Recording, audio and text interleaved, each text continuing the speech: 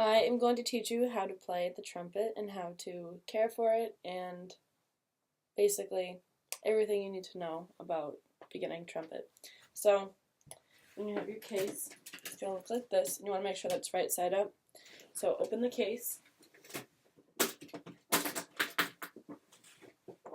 and you will have a mouthpiece, and you will have the rest of the trumpet. And so first we are going to focus on assembly. So the way you're going to put your trumpet together is by placing it in the only hole that you see, and you don't want to push it in too hard because it will get stuck. So just place it in there and you're good. So basically there are 3 valves right here, and they will get stuck from time to time. So you will have to take some valve oil to prevent these valves from sticking. Okay, so there are 3 valves, and each one have different amounts of piping. So this one is a whole step of piping, and then the second valve is a half step. You can tell because this amount of piping is smaller than this one. And then the third valve is this tube right here, and it is a step and a half. So when you're teaching kids how to play the trumpet, you can tell them that, and then as they get older, they can put 2 and 2 together, because as young kids they might not understand it. And so over time, your trumpet will kind of get dirty if you are playing for a long time. And there are a lot of things that you can do to help clean it up. You can go to like a mechanic shop where they sell like tools and grease and stuff, and there's this stuff that you can get so you can clean your trumpet. Like, it takes the dirt off, it takes all the gross stuff off, and it really helps because it prolongs the life of your trumpet. If you want to just like do a regular clean, you can like wash out the instrument with like warm water. Like, you can put it right through the holes. It's not going to damage it. It's all brass. There's like no padding or anything.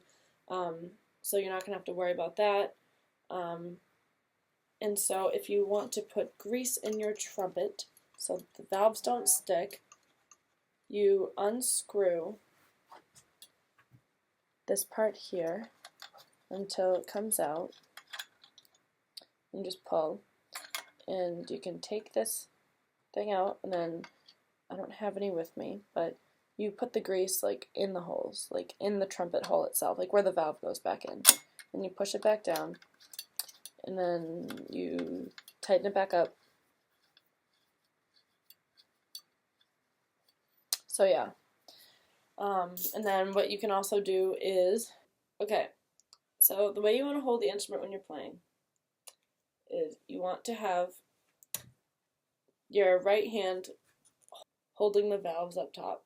So your right thumb goes in this little divot, and then your second, third, and fourth finger are going to be the ones controlling the valves.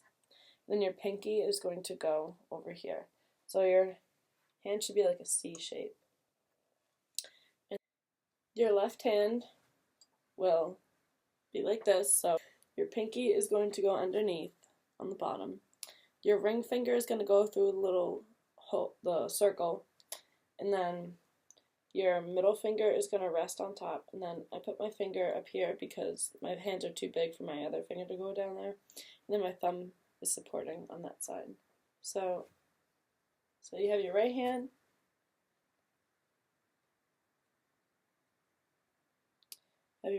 like this. You have your thumb and the 3 on top, and you have your pinky. And on your left hand, you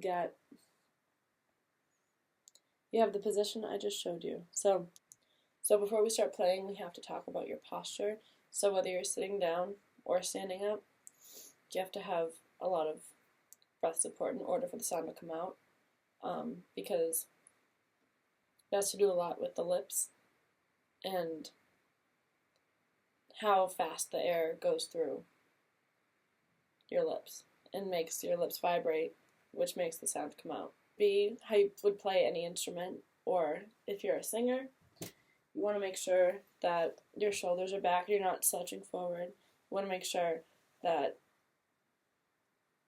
your back is supported and it's straight, and you have both feet flat on the ground if you're sitting, and really just make sure that everything is supported and nothing is really like lazy. If everything's not aligned and where it's supposed to be, you're not going to get a good sound quality because your breath will be affected by the way that you're sitting or standing. So the way you want to have your breath supported has a lot to do with your diaphragm, because the more support you get from your diaphragm, the better your breath will be, which makes the sound quality a lot better. There's a lot of technique in using your lips, so I will start by showing you with the mouthpiece. So, how you want to make your lips for the position, for the embouchure. So your embouchure position is going to be like this.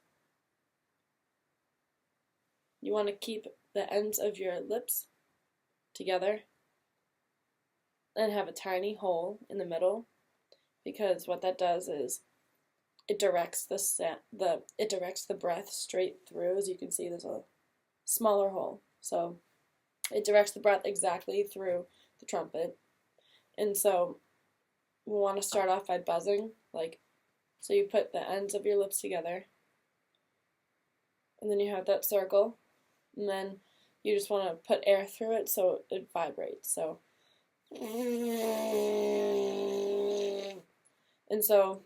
that is how you buzz, and that is how you get the initial feeling of what it's like to blow through the trumpet. So again, you have to put the corners of your lips together and have a hole in the middle, and then blow.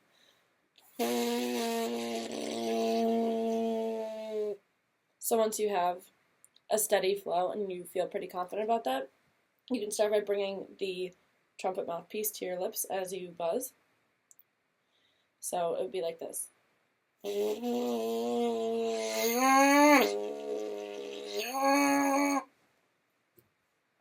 So if you just gently touch the mouthpiece to your lips while you're buzzing, you get that sound.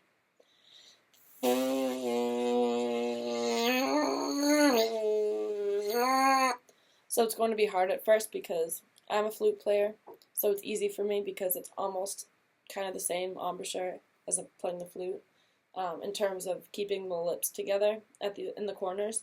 So if you're having trouble, I don't have a pencil, but you can take your pencil and kind of like bite down with your lips on the pencil so you can get those muscles in your lips stronger, so you can keep that embouchure, because if you don't play an instrument, if you're a singer, it's harder for you because you're not used to specific embouchures. So again, it's like this,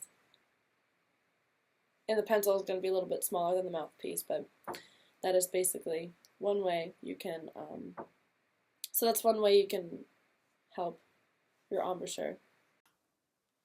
So a couple tips about breath support is that it's really easy for people to just and so that just kind of like, there's no structure to it. There's nothing really that makes the trumpet play when you have a breath like that. So, or you need to attack the trumpet with your air.